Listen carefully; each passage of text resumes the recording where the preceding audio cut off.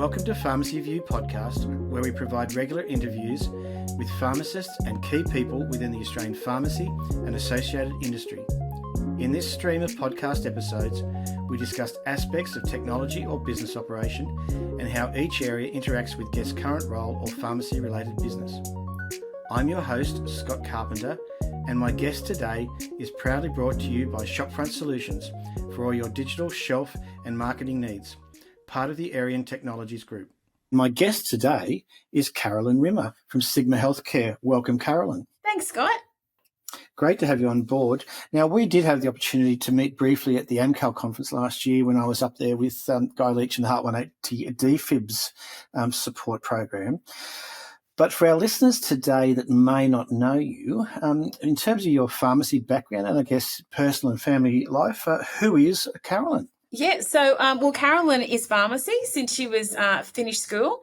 So I started off in community pharmacy, and then I was lucky enough to work for a very reputable pharmacy family up here in Queensland, in Brisbane for over 20 years. And after that, and after having children, I decided I'd like to explore life out of retail pharmacy, but obviously staying in pharmacy. So at that point, I then went and had my first training career with a supplier in the pharmacy industry. How I fell into training was that was one of my favourite parts in the pharmacy. I had no greater appreciation and pride of when pharmacy students, pharmacy assistants would come through, and I would get to train them and see them grow and develop. And I still have that pride in all of them today, watching what they do. And that's all through training and developing and mentoring in the pharmacy industry. So after I did my time with that supplier, I then moved on to the Queensland Pharmacy Guild as a trainer and assessor.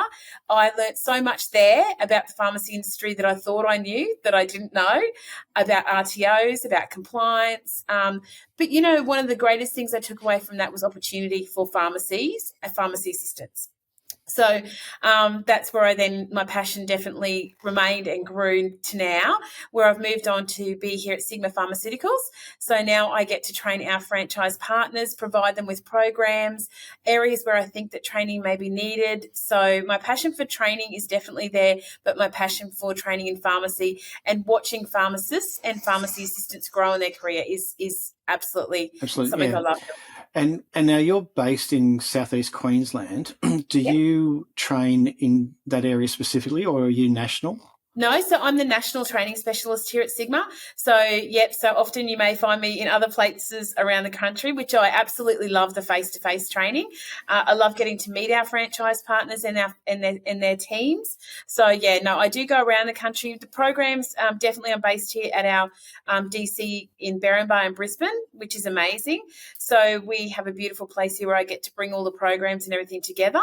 But then I do get the opportunity to travel around the country as well. Look, I know from my career time, I had the advantage of working with a couple of different pharmacy groups, but with two of them specifically, I got to travel around the countryside, all states, all territories. And it's one thing to, I guess, know your local pharmacists and pharmacy businesses, but when you actually get to expand that nationally and meet some other great pharmacy people around the countryside, it's certainly there's people today that we would classify as friends in the pharmacy or in the pharmacy industry.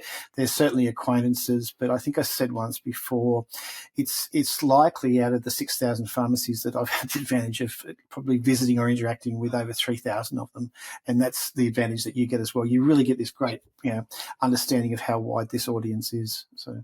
Yeah, absolutely. From the 2 people in one pharmacy to 40, I love community pharmacy, and I really do love meeting all of them. So From that perspective. That's cool. And your time with Sigma, how long have you been there now?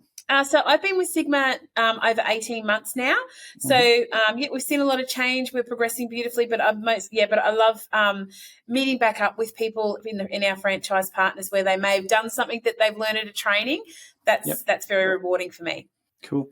And initially, you reached out to me because you listened to our podcast, and you said to me, Scott, I noticed out of all of your hosts and guests that there's a lot of emphasis in terms of, I guess, technology and the dispensary and pharmacy itself, but there may have only been one or two other people that have spoken about or followed up or focused on the front of the shop, which, with a significant change coming in pharmacy at the moment, you thought it would be a good idea for us to have a bit of a chat about that. So where's your head thinking on that? Where do you want to take this to? Absolutely. So I think for years we've all known the importance of training in our pharmacy. Unfortunately, COVID didn't do us any favours, though, with that aspect. But it also, more importantly, took away that selling solution, the old-fashioned companion selling, where you want your customer to walk out the door and have received all of the products that they need for that solution, but also that free product, that free lifestyle tip that we all forget to add now. And pharmacy staff, assistants and pharmacists have fantastic lifestyle knowledge. They always know something that they can add on to that. But I think that skill has been lost a lot during COVID, and that isn't anyone's fault except for probably COVID, because during COVID, pharmacies they didn't have a chance to spend any more than 1 second with customers. They were getting eyeballed, they were getting abused. They had to just get them in and get them out. People joined pharmacy in COVID period, so they never got that traditional skill of solution selling. So I see a lot now where that gap has now formed. And I think particularly with the changes that are coming, we know it's very clear and evident that the front shop is going to be a very important space, even more so than what it is now, in gaining back some of that profitability, some of that customer loyalty that we may lose with what is forecast. So we need to come back to that basics that has always been taught to us in the history of pharmacy, is that companion selling, that upselling, making sure every single customer gets the selling solution that they need when they walk in that door. And then that way we're increasing our product for a stronger business. Yeah, so if I talk a little bit around that, and I've mentioned this on one or two of the other podcasts as well, and certainly from my background, as I've travelled around the countryside, I've met some really good, strong retail managers and I'll call them senior pharmacy assistants that have been in the business for a long time. And it wouldn't be unfair to say that they would know most of their customers. They would know the siblings. They would know the descendants, children, grandchildren. And often the pharmacy is a place to actually catch up with people and teams. And you're right.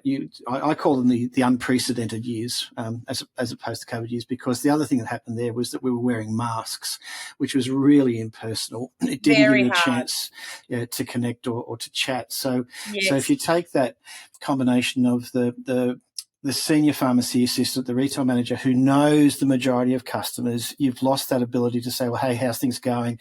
How's the daughter? How's the son? How's hubby? All that kind of thing. Now, it's actually about getting that back again. And I guess the other question I was going to ask you is that whilst the 60-day dispensing is not going to affect every customer, it's going to affect, I would imagine, a lot of the regulars and the mature or the older customers, isn't it?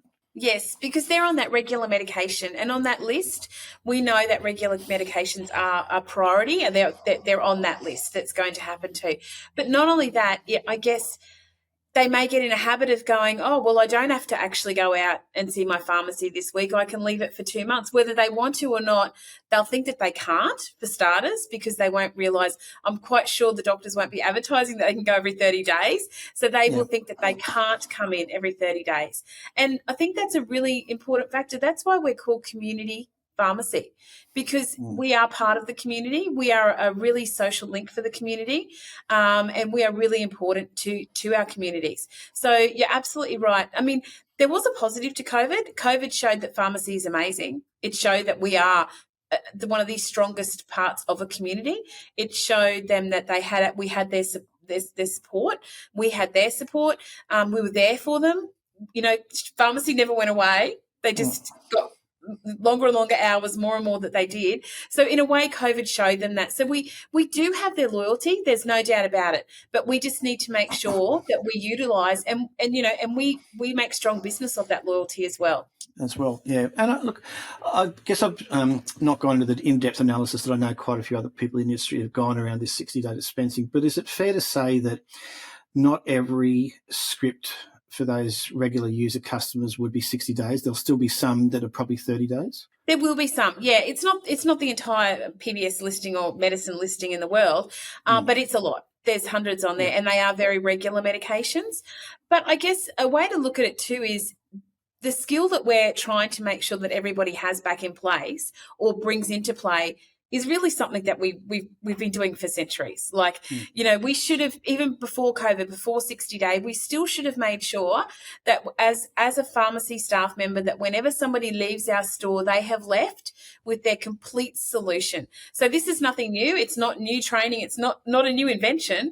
You never want to be that person that when, you come in, Scott, you have an issue or a condition that I've helped you with, but I've left out one thing. And now you're home, and that one thing you need, and you literally at home going, oh, now I have to get in my car and go back. I'm not feeling well because that staff member left that one thing off what I needed. So no one ever wants to be that. So, but it is definitely something that has transitioned away. And that's not something that I just say. I know in all of my trainings with our franchise partners, I clearly see that. So that has been missing. So it's a skill that we have all lost, which I think is going to be great to bring back and be utilising. Yeah. So again, if I can just say that back to you again, all of the media, all of the politics is around the 60-day dispensing. And I guess if I looked at it from a consumer point of view, I'm probably thinking, oh, cool. I'm actually going to get, cheaper medication now because I'm going to get 2 months for the price of one, all that kind of thing. But I'm not necessarily going to lose connection with my pharmacy because I'm still potentially have another script that is required every 30 days anyway. So that's still, as you said, comes back then to the opportunity for the pharmacy team to make sure that the connection's there. And that is sometimes difficult into a pharmacy. If you're busy and there's people waiting for scripts, you're almost wondering if you, as a retail manager, pharmacy assistant, look, I've just got to get these people out. I've got to get these people out. I've got to get these people out. Yeah, absolutely. When they're all eyeballing you and... Yeah. But as you said, even in the smaller pharmacies, generally you've got staff that meets a certain level of service criteria. And really the message for here today is that if you're listening to this today is that don't disconnect with your pharmacy customers because of this. If anything, there's potentially a loss of revenue and incomes from this change. And there's an opportunity to revisit with the team, revisit with some training, and whether it's, I guess, as a AmCal Sigma member, they've got you in your training department. But if you're another group or brand, you've got that same, your equivalent in the other groups and brands anyway, or you've got this training available from the Pharmacy Guild, or you've got this training, I find a lot of cases, is available from suppliers still as well, isn't it? Yeah, absolutely. And I think certified training, I'm a massive advocate of certified training. For a long time, particularly, we'll just talk about pharmacy assistants. They don't realise that it's a career that they have. The certified training they can do, like you imagine if you have someone imagine if every pharmacy assistant in a 15-person store had their certification. So whether it's a Cert 2, Cert 3 or Cert 4, like that is an incredibly well-skilled team of pharmacy assistants in there. And not only you've already got your pharmacists that have got their degrees as well. So that is an incredible team that are all upskilled and in the best in their field. So one area, like Scott, I always emphasise and I always go back to is our S2, S3 training. We know it's QCPP required. However, it's a very inexpensive training that should be done, particularly in one of our most profitable areas in the pharmacy, where we really want those pharmacy assistants to have that training straight away. They get a certificate. They know they've done certified training. They've got that back counter experience then, and they are going to be selling out through that area. So, yeah, definitely certified training. There's loads of product trainings that pharmacy assistants can be also doing. And pharmacy staff, I should say, in general, there's plenty of that around as well. So it's really important that we utilise the training that's there. In terms of the training that is available, again, you've just prompted me with something you've said, and the certification. Whilst I'm aware that there are some refresher courses for some training, in terms of what's happening at the moment, could it be a good idea for a pharmacy team to actually go back and revisit other training that may not be refresher, like go back and do the course again? Yeah. So Not that you can do your certs again. However, there is so many areas of upskilling that we can all be doing. Simple things like to assist with procedures in the pharmacy, we could be doing Microsoft training, Excel. All of these sort of planning, calendar trainings. There's always customer service training. There's team building training, management and leadership. There is it's never ending what you can learn. And that's the great thing about training, is your learning can never end. We can always learn a skill. So let's say, for example, I am a retail manager. I've done my Cert 4. What is it from here that I can do? I could go and do my diploma in leadership and management. I could simply do leadership short courses. There's loads of them around as well. So, and then you could look at your pharmacy staff that perhaps, maybe you've got a school-based trainee. They're doing their Cert 2. Well, they can always do their Cert 3 eventually. So, but they can always be going back there as well. But definitely in different training environments also have refresher training on them for people to look back and review and see what they, growing on those skills. But there's always training out there. There's always programs being built for people to utilise through the pharmacy. You see, yeah, and you mentioned a little while ago about, pharmacy as a career. I think some people get that and some people pursue that and are happy to stay in that for long term.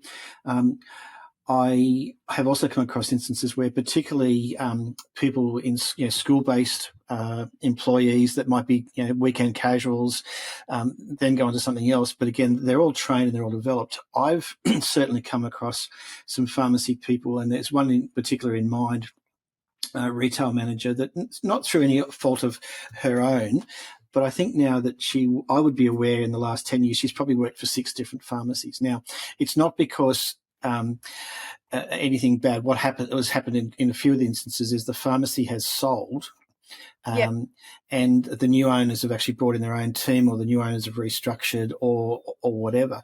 Now, whilst that might be a negative point, the positive point that I want to throw into this is that this particular lady I know has never had a problem getting another job in pharmacy. Now, short of you being in maybe a remote regional area where there's not a lot of jobs in metro suburban areas, in terms of being a qualified pharmacy assistant, certified, trained and experienced, you would never have a problem, I would think, getting a job at a pharmacy somewhere. Is that a fair statement? Absolutely. I mean, particularly at the moment, it's so hard. Pharmacies will all tell us and tell each other that it's really hard to find staff. And so many of them are taking on people that have never, ever had pharmacy experience before. So for someone who has pharmacy experience right now, you're a golden nugget. You are wanted.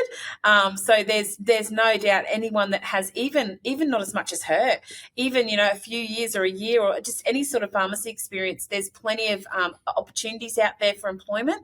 There's plenty of opportunities for career advancement. But for someone with that knowledge and that skill set, absolutely, they're a golden nugget for anyone to be finding right now. Yeah, and look, obviously it's not necessarily an environment where you can command a specific wage, but certainly people will remunerate and reward quality and support and professional people, which is good. And I'm also aware of another lady that I know who worked in the travel agents business for many, many years. That's where I knew her from. That's what I knew she'd do. And I kind of got caught short the other week when I got a message from her to let me know that she'd actually walked into her pharmacy. There was a sign on the door. They were desperately looking for staff, and through a conversation, because obviously the travel industry got turned upside down as well in the unprecedented years.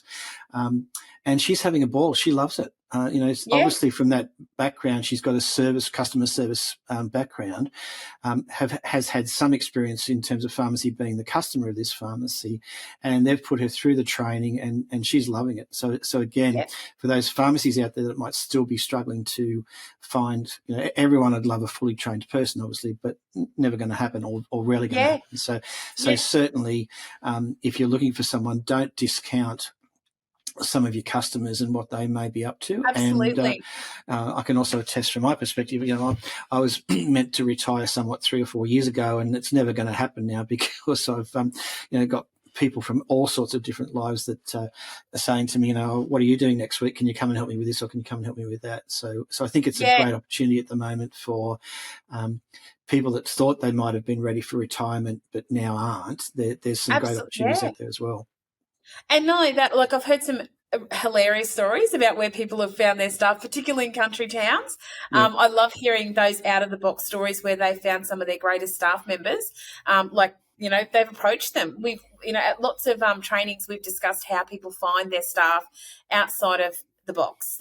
Seek is just our standard area, but there's so many there's great videos on social media, but in those smaller regional towns, they often find their staff at the pub or McDonald's or wherever it may be in that country town, or suburbia. And it's great to be employing people in your community because they are your customer. They do get how you work because they've come to you for so long. So, definitely a great time. Great time for anyone to be joining pharmacy, actually, to be honest with you. Yeah, so if someone, let's say a mature age person, male or female, he or she, them or they, in terms of maybe getting back, looking at this as a new career advancement, what's the current training regime like? Is it all online? Is there still some face-to-face? Is it in pharmacy? Is it outside of pharmacy? Generally, if you had zero experience, the first thing that I would recommend, the Pharmacy Guild runs a community skills course, and that's actually, this is in Queensland. I will note that this is in Queensland. There is a actual government funded course where you walk away with your Cert 2 straight into community pharmacy. But apart from that, anyone can do that Cert 2 nationally. So my advice would be definitely to seek out a pharmacy that may be looking. However, if you're able to complete your course or do anything along those lines in the meantime, then I would absolutely be doing that off my own bat and then going out to the pharmacies. And it will not take you long to find a job in community pharmacy. Even if you went out and told them my plans are to do I'm doing my Cert 2, and then you can move on from there. You can go to your Cert 3. You've got units you've already done that transfer into a Cert 3. So my starting point would be to be reaching out to like the Pharmacy Guild or the PSA and asking them about starting with my Cert 2.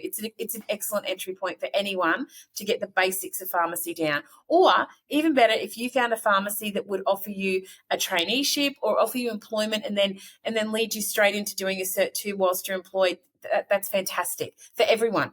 Right, as well, yeah.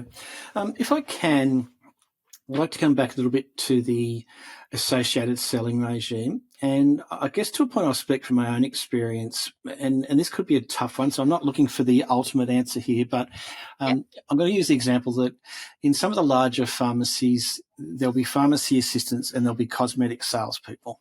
Yes. And there's two distinct differences. And whilst everyone would like to think that they could sell a lipstick, the reality is that specialised cosmetic salespeople are very good at selling cosmetics, aren't they? Yep. Yes, they are. They are. And on the reciprocal side of that, from my own personal experience, I've often found that cosmetic salespeople are not great, or their area of expertise is not great behind the schedules counter. So they might be able to help out in the main, but cosmetics is their ultimate. Now, I'm not setting up with this question. I guess it's just an area that I wanted to look at in terms of this associated selling, because the reciprocal of the cosmetic sales person is that quite a few, or the majority of pharmacy assistants will tend to be more empathetic towards their customers than pushy sales. And I think, how does a pharmacist go about helping those people, as you said, making sure that Scott doesn't go home and has missed something that they should have bought? So without going on the hard sales cosmetics push, what's your suggestion in terms of getting those pharmacy assistants to be more open and talking with their customers about what else they might need to take home with them? Because really, survival now is about getting those additional add-on sales without it being a pushy. Like the last thing you want to do is alienate a customer because you push them too hard. So how do we go about that? Absolutely. So I can tell you that I think the worst thing that ever happened to companion selling is, do you want fries with that? Because it gives everyone that paranoia that that's what they're set out to do. But I think from my personal perspective it's just that approach of, you need to give them the reason why. Why do I need 3 different products for gastro? Because product A is going to do this for you, product B, and then product C. But, if you just take product A, you are not going to be getting the full solution that product B and C will also offer you. Another great tool we all know in pharmacy is to use yourself as an example. So the easiest way to sell anything is using the example that you have used this yourself or a family member, friend, whatever it may be, and you have found this effective. But I think it's never being pushy if you're being correct and helpful. You're being pushy when you're delivering sales they don't need. So, and that's where a customer identifies that. And we don't want to be doing that anyway. We want to be offering them sales, products, knowledge that they need to take away to get to their full solution. So, for example, I always use gastro as a great example. So every time someone bought anything to do with gastro, we all know, hydrolyte should be sold with that. We all know that electrolytes should be sold, maybe some inner health, just not to name brands, but we know that that's what we should be selling. But if no one ever tells the customer that, they're never going to know. Yeah. So if you're just giving them a reason why, so they just need the why. Why do I need that product? And, I think also as a consumer, all consumers love something for free. They always love something for free. So lifestyle advice is one of the greatest things, even if someone is buying one product.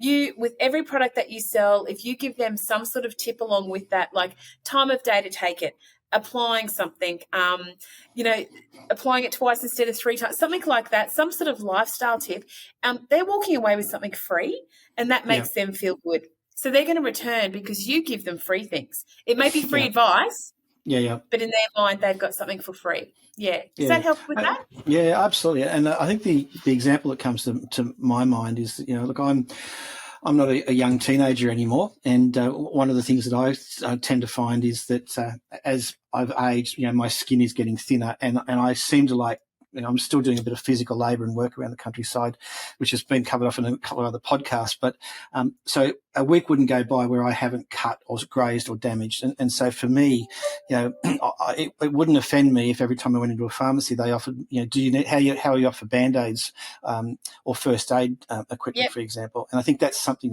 that's quite simple when you're looking at a more mature person from that perspective, because we graze and cut ourselves all the time. Yeah. Absolutely. So there's so many things you can offer there. And to go back with our lifestyle tip, I would tell you that you could buy a pair of cotton gloves. So I've given you another product for starters.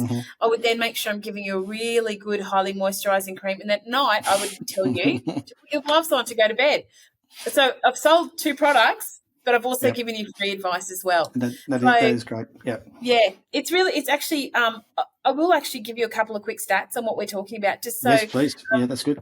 Not just the pharmacy owner can understand this, but the pharmacy assistant can understand, and pharmacists, how much more value they can be adding to their profit, to their business, to everything, and to their customer.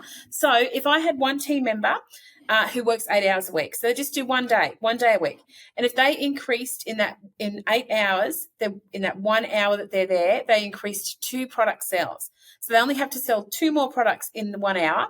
Not every customer, just 2. No, just 2. 2 in 60 minutes. That increases to 16 products per week. That's a lot from 1 staff member in 1 hour. Let's say that they do 3 products per hour that's increasing to 24 hours per week, that they're there only for 8 hours. Imagine a full-time pharmacy assistant at that. That's massive. So for 38 hours a week, if each staff member sold 3 products extra per hour in their 38-hour shift, they would sell 120 products per week above what they do now.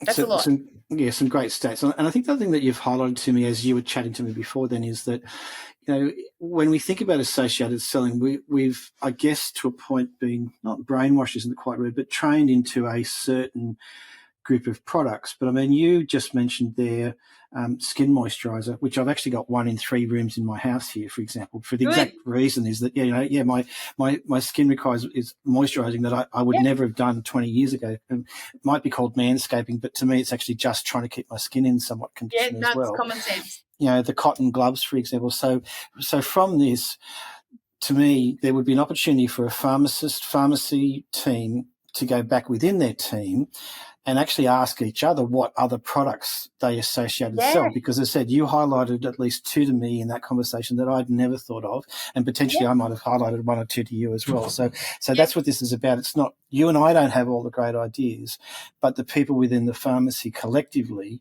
could have those 24 products that you're talking about. Yeah. So when we talk about where we're getting training from, there's three main areas we can get training. So we can do online, micro learning, things like that. Hands-on. We know hands-on training in our pharmacy is amazing. But another one I love to talk about is mentoring. Because and that's where, you don't have to be standing there like with the other team member and having a full on, this is what this product does, that's what that product does. It's a matter of the team all listening to each other and picking up tips and tricks, product knowledge, companion ideas, all of that sort of thing. Even how we talk to our customers. We can all pick up tricks by just listening to each other.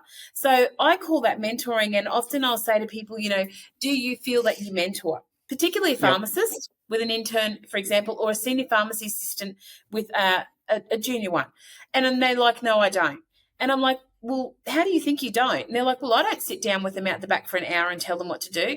And I said, no, but you could tell them how to change the staples in the stapler, because the stapler is very important in a pharmacy, and you can stand there with them for 2 minutes, explain how to do it. And I said, you've just mentored them because you've explained to them, as this professional, this is why this is so important to us, and this is how we do it. So I always explain in teams in pharmacies to listen to each other. Just listen.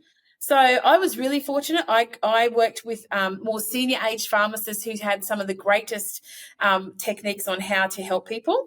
So, but I listened to them, and I didn't care if I copied word for word what they said to the next customer, because what they're saying is great. So that team sharing of knowledge is actually one of the cheapest, easiest, and most effective training tools that you can use in your team, in your pharmacies. Absolutely. Yeah. Yep. No, look, that's great. Carolyn, now I did pre-warn you that you'll be surprised how quickly 30 minutes will go, and we're there. Yep. So before we wrap up, was there any other key points on your list that we wanted to cover off before we finish up? So when we were talking about doing this, we talked about, the lights are on. We talked about some takeout tips. So I have actually written some down. I'm renowned for writing things down because I love to just get it right when I'm going to deliver this. So I'm going to use the theme of training and upskilling our staff and what that can lead to. So trained and upskilled staff leads to strong business, which leads to profit. Trained and upskilled staff leads to customer loyalty. Super, super, super important. And trained and upskilled staff leads to staff retention, which is also really important. So we know that training and upskilling is smart. It's smart business. It retains staff. It makes them feel great. We have stronger increased profit. So, so if I can leave with anything, it's that training and upskilling our staff is so important for so many reasons, but most importantly, for strong business. Yeah, no, that's excellent. We'll make sure that we capture those points and see if we can do them as little pop-ups in the presentation as well. Okay. Carolyn, thanks for your time today. It's been a pleasure talking to you and re-meeting you. Yes. We'll no doubt bump into each other again at some point in time, but Thanks for your time today. Thanks for your time today. Thank you for listening today. Pharmacy View is a technology-focused podcast provided by Melbourne-based business Arian Technologies and Shopfront Solutions. Over the podcast series, our guests include pharmacists, retail managers, wholesalers, suppliers, and industry technology partners. If you would like further information on our podcast series or to participate in one of our episodes, feel free to send me a message or touch base through the Pharmacy View website, pharmacyview.com.au.